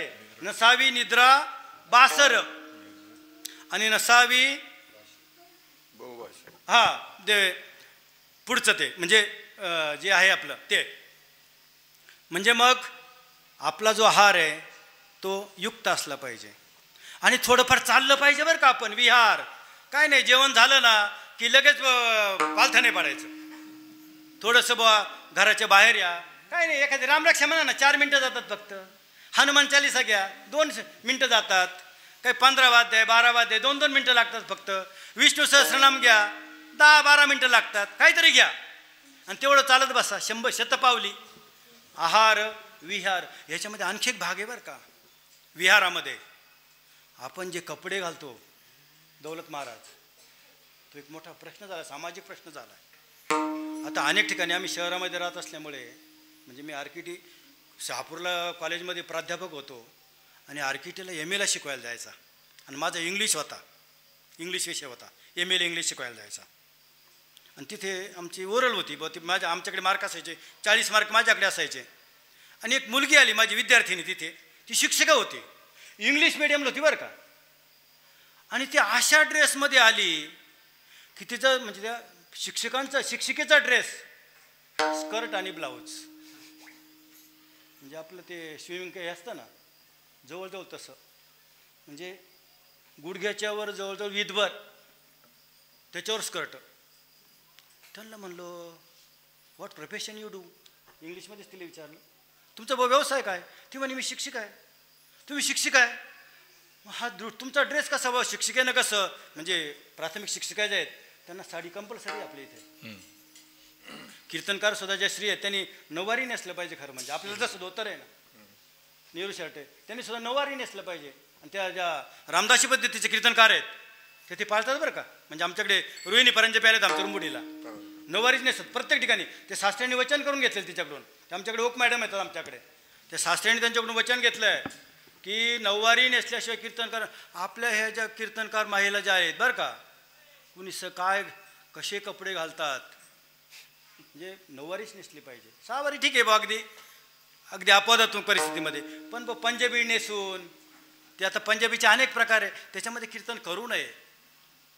कीर्तन करण्याचा विरोध नाही बरं का माझा, कीर्तन करावं, कथा करावी त्यांनी, परंतु त्याच्यावर सुद्धा आपलं. आणि आपल्या महिला वर्गाने बरं का, आपल्या मुलींचा जो ड्रेस आहे, अगदी लहान मुलींचा सुद्धा, त्यांच्या मांड्या दिसल्या नाही पाहिजेत. माफ करा बरं का, थोडंसं कटुवचन आहे, पण हे कोणीतरी सांगितलंच पाहिजे त्यांना पहिल्यापासून. त्यांच्या म्हणजे एक मुलगी होती, ती शास्त्री गेली लग्न होऊन, आणि तिने साडी वगैरे फेडून टाकली आणि तिने ते अर्ध्या चड्ड्या घालायला सुरुवात केली घरामध्ये. आणि स्वयंपाकघरात तेच, देवघरात तेच, हॉलमध्ये तेच, पाहुणे रावळे यायला ते थोडंसं आपल्यासारखे गेले म्हणजे आपण त्याच्याकडे थोडं दुर्लक्षच करणार ना. मग त्या मुलीला विचारलं, त्या मुलीनं म्हणजे ते आपण चिंतन करण्यासारखे बरं का, त्या मुलीनं सांगितलं की आमच्या आईने संस्कारच केले नाही बा. त्याने सांगायला पाहिजे होतं आईनं की बा आपला जो दुसऱ्या धर्माच्या मुली पहा, मुस्लिम धर्मामध्ये अर्ध्या चड्डे घातलेल्या मुली आहेत का? ख्रिश्चन धर्मामध्ये, पारशी धर्मामध्ये फार फक्त चेहरा जर सोडला, चेहरा सुद्धा दिसत नाही. आपला नख तर जाऊ द्याच, चेहरा सुद्धा दिसत नाहीये. मी म्हणत नाही बा तुम्ही बुरखा वापरा, पण बा सगळं अंग आपलं झाकलेलं असावं. म्हणजे माऊलीनं दृष्टांत दिलेला आहे की जसा आपला शेतकरी बी पेरतो आणि काय करतो, मागून फराट फिरवतो. आता ते फराटही गेलं म्हणायला, फराट फिरवतो का, तर ते झाकून जातं. तसं आपलं सगळं अंग जे आहे, ही पेरणी नाही एक प्रकारची आहो, आणि हे सगळं अंग झाकलेलं पाहिजे. युक्त आहार विहार, आहार योग्य पाहिजे, सात्विक पाहिजे, प्रमाणात पाहिजे. त्याच्यातून इतकं बोलू म्हणजे इतकं खाऊ नये की रोगाचं धन होऊ आपण, आणि इतकं बोलू नये की ज्याच्यातून भांडणं होतात. जास्त बोललं की भांडणं होतात, जास्त खाल्लं का रोग होतात. म्हणून युक्त आहार विहार नेम इंद्रियाशी सार. आपल्या इंद्रियांना नेम पाहिजे. सकाळी उठलं की काहीच करायचं नाही. स्त्रियांनी मुख्यतः तुमच्या हातामध्ये संस्कार आहेत, आमच्याकडून संस्कार होणार नाहीत. 95% लोक कुठल्या ना कुठल्या व्यसनाच्या आहारी आहेत. काय संस्कार करणार आहे? आमच्या गावात आता जे लोक होते मोठमोठे पाटील, आता आमच्याच गावात नाही सगळीकडेच, आमचे आजोबा सांगायचे ते दारू पित होते आमचे आजोबा, आणि ते पाटलांची ते कधी कधी मग त्यांची बसायची, त्यावेळेस हे बसायचे ते, त्यावेळेस बारबीर नव्हते पण बसायचे ते, आणि घरातच बसायचे मुळात. आणि मग ते काय ग्लास भरायचे, प्यायची, आणि ते लहान मुलं रांगत यायचे. लहान मुलं येते रांगत यायचे, त्यांना काय समजते काय चाललंय. मग ते पाटील लोक काय करायचे, चमचा, अरे चमचा आण रे, थोडं तीर्थ काय संस्कार आहे सांगा तुम्ही. आता पुढे जाऊन मग ते बाटल्याच फोडणार ना, लक्षात घ्या. आणि कालच व्हिडिओ पाहिला मी यूट्यूबवर, केवळ दारूमुळे 50 एकर बागायती शेतीना गेली. यूट्यूबवर अजून तो व्हिडिओ तुम्ही मुद्दाम पहा. एका व्यक्तीकडे, शेतकरी माणसाकडे 50 एकर. आपल्या एवढ्या अकोला तालुक्यात कोणालाच 50 एकर नाही आहे. 50 एकर बागायती शेती केवळ एका माणसं. तो म्हातारा माणूस आहे, आता तो फार 70-75 झाला आहे, पण त्याला तो उठला तर त्याला प्यायला लागतंय. महिलांनी ते हे थोडं लक्षात घ्या की आपण आंघोळ केल्याशिवाय चुलीला शिवायचं सुद्धा नाही, म्हणजे गॅसला आताच्या बालाचं स्नान करायचं. मग तिथून पुढे चहा करा, नाश्ता करा, जेवण करा. बिगर आंघोळीचंच, बिगर दात धुतल्याचे, तोंड धुतल्याचे जर तुम्ही स्वयंपाक केला तर काय संस्कार मिळणार त्या लोकांना. युक्त आहार विहार, त्याला युक्त आहार म्हणायचं, त्याला युक्त विहार म्हणायचं. इंद्रियांना नेम पाहिजे आणि मोक्कार झोपू नये. नसावी निद्रा. बासर, बासर म्हणजे मोक्कार. म्हणजे मी काय केलो, आमच्या प्राध्यापक मित्रांना भेटायला जायचं दुपारी, लोकसंख्या थोडा असल्यामुळं 12 वाजता 1 वाजता आम्ही सुटतो तिथून. 5 तासाची ड्युटी झाली की आम्हाला सुट्टी व्हायची. गेलो का 5 वाजता जायचं आम्ही. 1 वाजता 1:30 वाजता जेवण होतं. 5 वाजता माणसं झोपलेलं राहायचे. अहो त्यांना म्हणलं किती वाजता झोपलेले होतो. काय नाही म्हणे 12:30ला आलो, 1ला जेवण झालं, 1ला झोपलं, तू 5ला उठला. दिवसा झोपूच नये, दिवसा झोप नको. रात्रीची सुद्धा नसावी बासर निद्रा, जास्त हे नको. रात्रीची सुद्धा 8 तास झोपायलाच पाहिजे बरं का. मात्र आणि झोपेचं सुद्धा वैशिष्ट्य आहे. ज्याला जेवण झालं, आपल्या वारकऱ्यांना सांगायलाच नको, आपल्याला काही नसतं. प्लॅस्टिक कागद असल्याने दुपारचं जेवलो की तो आपोआप पडतो खाली. झोप लागत मग पडतो खाली. त्याला एसी लागत नाही, पंखा लागत नाही, काही नाही. नसावी निद्रा, नसावी बासर निद्रा. बहुभाषण. एक दृष्टांत देतो. कलियुग सुरू झालं आणि इंद्राने मोठी सभा बोलवली. बा आता आपल्याकडे कलियुग सुरू झालंय, आता बा इथून पुढं कसं लोकांनी वागावं, आपण काहीतरी बा थोडेसे एक आचारसंहिता करू. सगळे देव जमले. देवांच्या बायका सुद्धा तिथे आल्या त्या सभेला, त्यांना आमंत्रण होतं. आणि मग त्या बायका आल्या तिथे, सुरू झाली. मोठमोठे ऋषीमुनी आले, मोठे संत आले, नारद वगैरे तिथे, शुक सनकादिक नारद सगळे आले तिथे. मस्त स्थानापन्न झाले. आणि तिथं कली आला, ज्याचं नवीन सुरू झालं, कलियुग सुरू झालं होतं. आणि तो आला कसा, अंगावर एकही कपडा नाही, एकही कपडा नाही. पण त्याने काय केलं होतं, एक हात आपल्या जननेंद्रावर ठेवला होता आणि एक हात आपल्या तोंडावर ठेवला होता. लक्षात घ्या. आणि त्या नग्न माणसाला, पुरुषाला पाहिल्याबरोबर स्त्रियांच्या ठिकाणी जी लज्जा असते ती उत्पन्न झाली आणि सगळ्या पळून गेल्या लगेच. पाहणंच नको बा, इतका हिडीस फिडीस माणूस नग्न पाहणं, अतिशय घाणेरडा माणूस पाहणं त्यांना शक्य झालं नाही, ते पळून गेल्या. आणि मग नारदाने विचारलं, अरे कली तुला काही अक्कल आहे का नाही म्हणे तू. अरे आता देवसभा बसलेली आहे, देवसभा म्हणजे दिव्य सभा आहे, दिव्य लोकांची सभा आहे. अरे इथे स्त्रिया बसलेल्या आहेत आणि तू खुशाल लग्न आला, तुला काय अक्कल आहे का नाही, तुला काही शिष्टाचार समजतो की नाही. सभेत जर जायचं असेल तर बघ एक फॉर्मल असतो बरं का, फॉर्मॅलिटी असते. तुम्हाला जर एखाद्या सभेला जायचं असेल, लग्नाला बघा आमच्या बाया कशा जातात बरं, नटून थटून, अगदी ठेवणीतल्या साड्या काढणार, आपण स्वतः ठेवणीतले कपडे काढणार आणि मग जाणार. तुला काय अक्कल आहे का नाही म्हणे, काही शिष्टाचार कळतो का नाही तुला. तो म्हणला, नारद मुनी तुम्ही मला सांगू नका, मी कलीचं महिमान सांगण्यासाठी आलेलो आहे. अरे काय तू नग्न आलेला आहे, एक हात जननेंद्रियावर ठेवला, एक हात तोंडावर ठेवला, याच्यातून काय तुला संदेश द्यायचा आहे. म्हणे थांबा, सांगतो तुम्हाला कलीचं महिमान. म्हणे हा कलियुग अतिशय वाईट आहे. ते संत एकनाथ महाराज त्याच्या सेपरेट अभंग घे बरं का, काय काय घडेल त्यात तुम्ही मुद्दाम वाचा. अगदी 7 वर्षाची मुलगी नवरा मागेल, 9 वर्षाची मुलगी गरोदर होईल, भावा बहिणीचं लग्न लागेल, अनेक गोष्टी सांगितल्या, त्या विचार नाही करायचा आपल्याला. तो म्हणे माझ्या कलीचं महिमान सांगायला आलेलं मी. अरे काय महिमान सांगणार तू. तो म्हणे या कलियुगामध्ये ज्याचं आपल्या कामावर, जननेंद्रियावर आणि तोंडावर ज्याचं नियंत्रण असेल तो साधू होईल. लक्षात घ्या. कारण काही लोक कसे आहेत, भोगामध्ये इतके जातात की त्यांना काही सुचतच नाही. आणि काही म्हणजे भोगामध्ये व्यसनामध्ये सगळं नष्ट होतं तरी त्यांना समजत नाही. म्हणून नसावी निद्रा बहुभाषण. मग तुमच्या काय करावं, तुम्ही चिंतन करावं. काळ सारावा चिंतने, एकांतवासी गंगा स्नाने, देवाच्या पूजने, प्रदक्षिणा तुळशीच्या, युक्त आहार विहार, नेम इंद्रियसार. उठलं जेवण कशा प्रकारे बनवायचं, भाजी कशा प्रकारे कापायची, काहीतरी सिनेमाचे गाणे, काहीतरी सिरियल पाहता पाहता स्वयंपाक करू नका. सगळ्याचा धडाचा विदोष होणार तुमचा. नेमेंद्रिय सार काय नाही, हरिपाठ करा तुम्ही. भाजी कापताय ना, पीठ मळताय ना, काहीतरी भांडी घासतायत ना, चालू द्या ना रामकृष्ण हरी रामकृष्ण हरी रामकृष्ण हरी. काहीतरी राम राम राम काहीतरी होऊ द्या ना तुमचं. काहीतरी नामस्मरण चालू द्या, हरिपाठ चालू द्या. सकाळी तुमचं झालंय सुरू, लगेच काकडा सुरू करा. काळ सारावा चिंतने. काहीतरी इंद्रियाला नेम पाहिजे, आहार विहारयुक्त पाहिजे, जास्त झोप नको आहे, जास्त बोलू नये. आणि तुम्ही धन कमवा, तुम्ही धन कमवा, पण त्याचा विचार सुद्धा उदास विचाराने केला पाहिजे. मग खरं धन कोणतं आहे? तुकाराम महाराज म्हणतात तिसऱ्या चरणामध्ये, परमार्थ महाधन, परमार्थ महाधन, परमार्थ महाधन,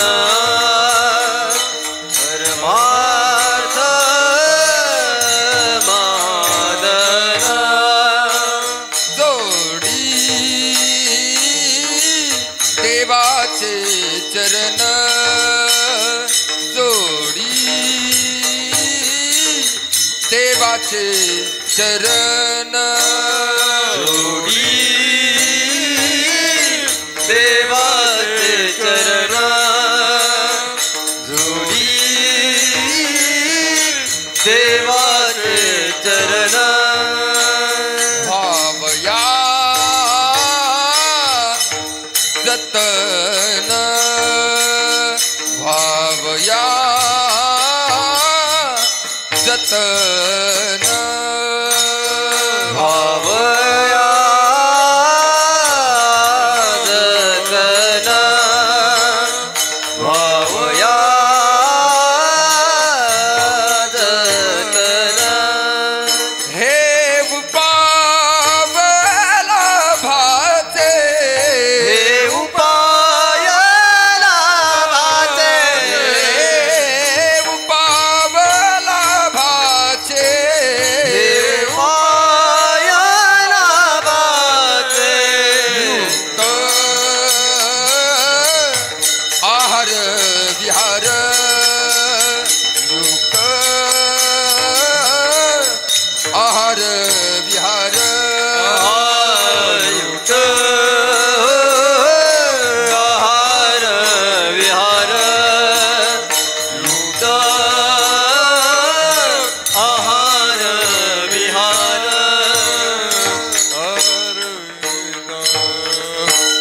कारण आपल्या मनामध्ये परत गैरसमज बरं का. आपलं वाटलं का खरं धन म्हणजे काय, नोटांची बंडलं. खरं धन काय, 10 एकर शेती, त्याच्यात 5 एकरच वडिलांची होती, 5 एकर विकत घेतली.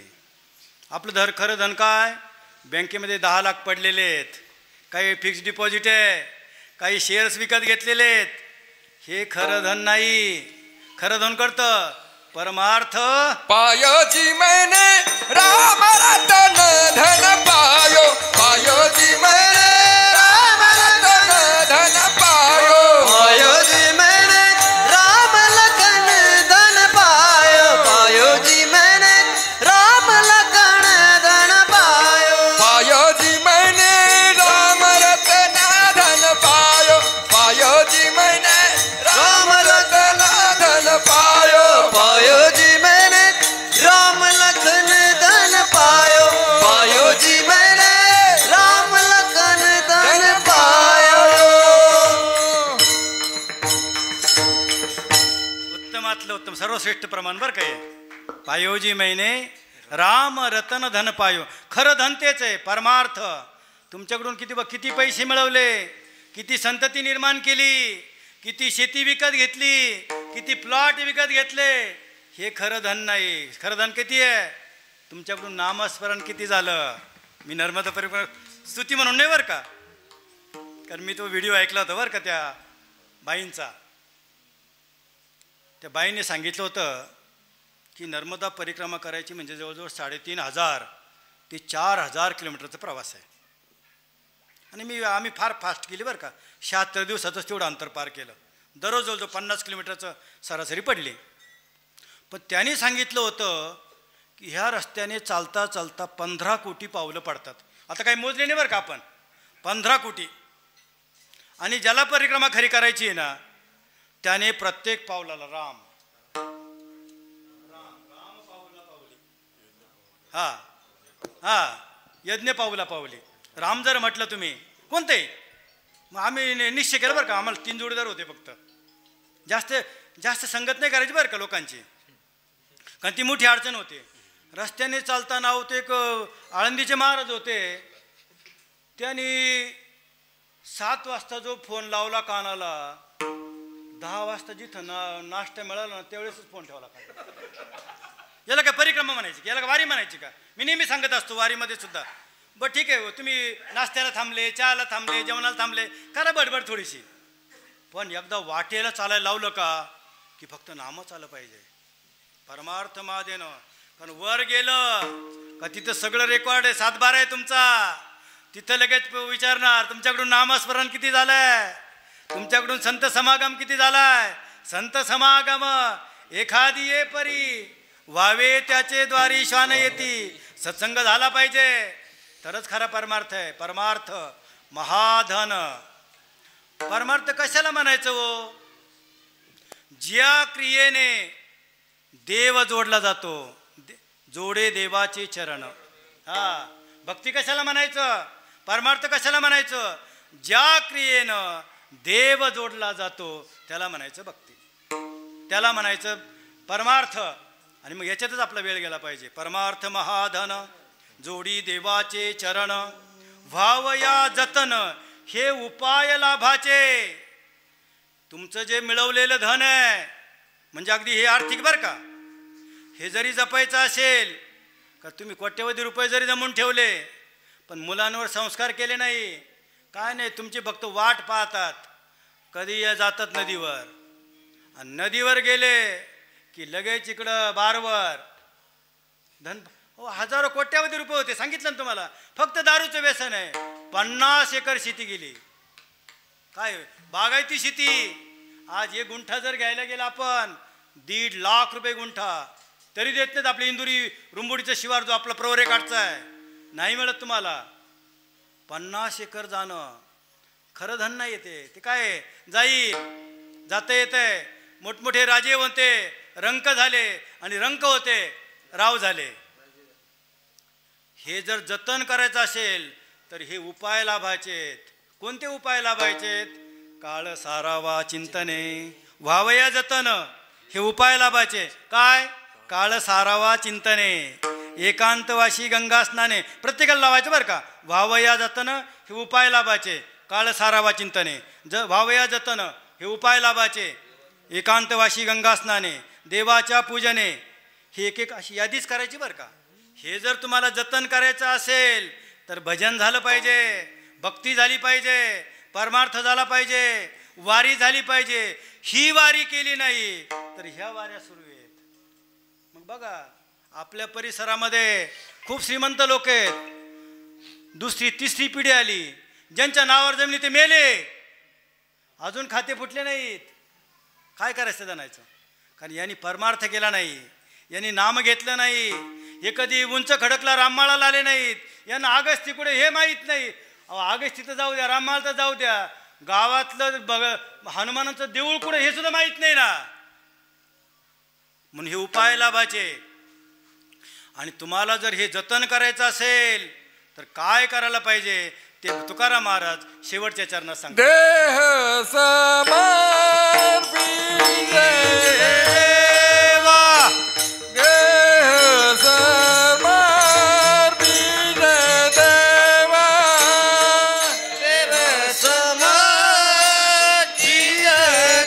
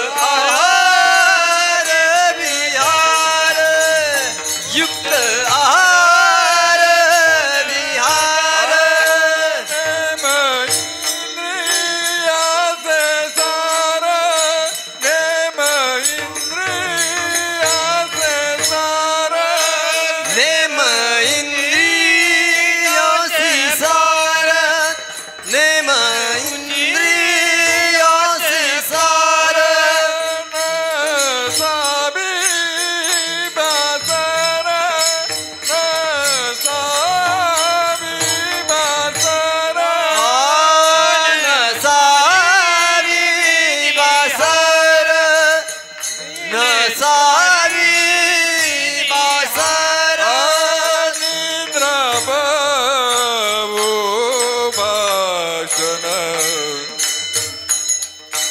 निद्रा बहु भाषण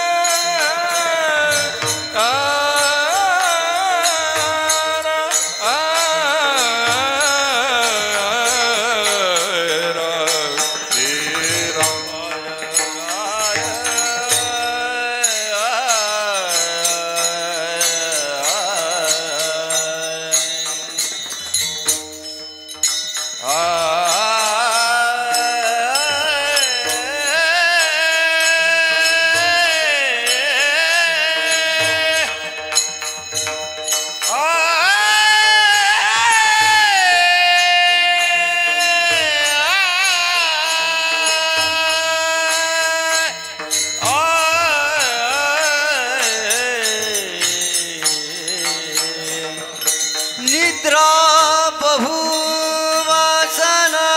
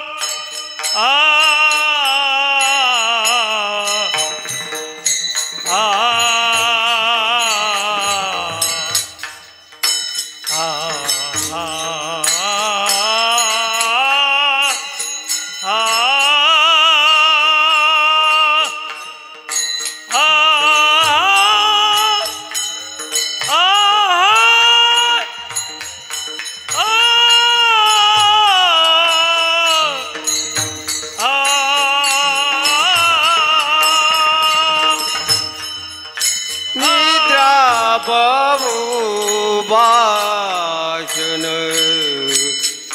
आरा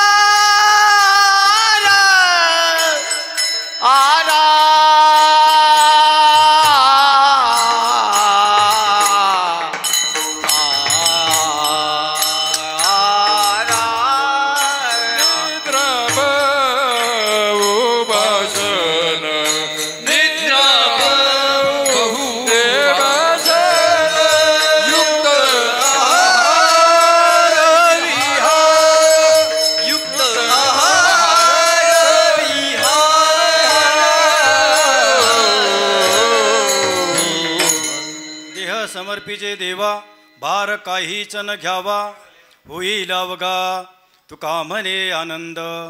आता थोडंसं एक फक्त 5 मिनटं वाढवणार बरं का, थोडं तुमच्या परवानगी सगळ्यांच्या. तत्पूर्वी आपण सर्वांनी एकदा हाताने टाळी आणि मुखाने देवाचं नाम घ्यायचं. जय जय विठोबा रखुमा, जय विठोबा रखुमा, रखुमा विठोबा रखुमा, विठोबा रखुमा, विठोबा रखुमा, विठोबा रखुमा, विठोबा रखुमा, विठोबा रखुमाई हरे हरे हरे हरे हरि विठोबा रखुमाई हरे हरे जय जय विठोबा रखुमाई विठोबा हरे हरे हरे जय जय विठोबा रखुमाई विठोबा विठोबा रखुमाई कुंडली कवर हरि विठल हरिनाथ भगवान की जय सद्गुरु यशवंत महाराज की जय प्रभु रामचंद्र भगवान की जय विठोबा रखुमाई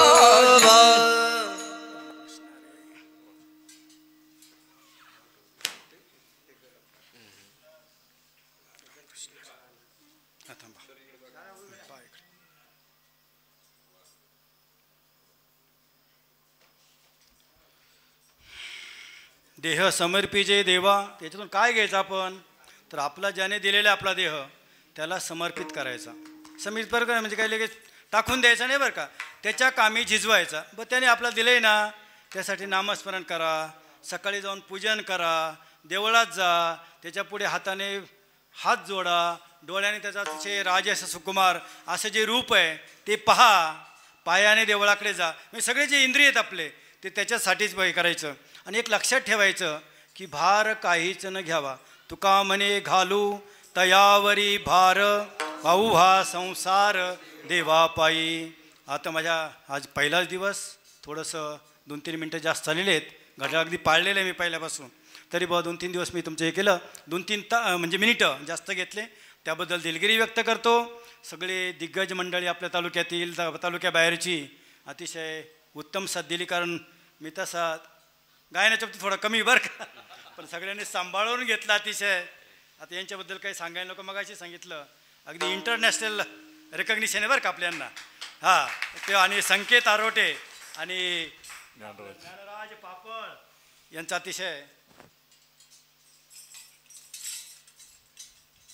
अतिशय चांगल्या प्रकारे साथ दिली.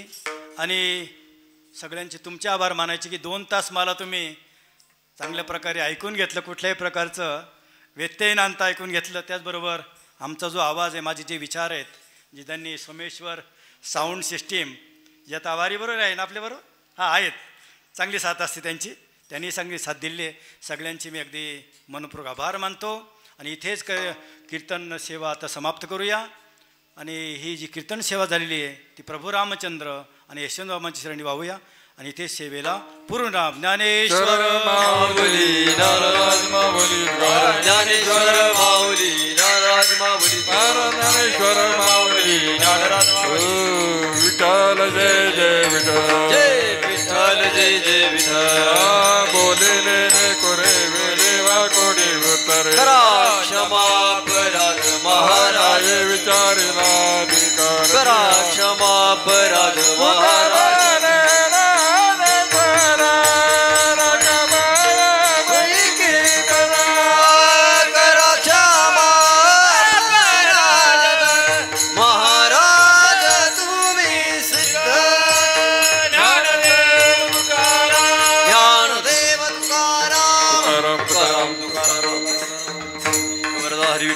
श्री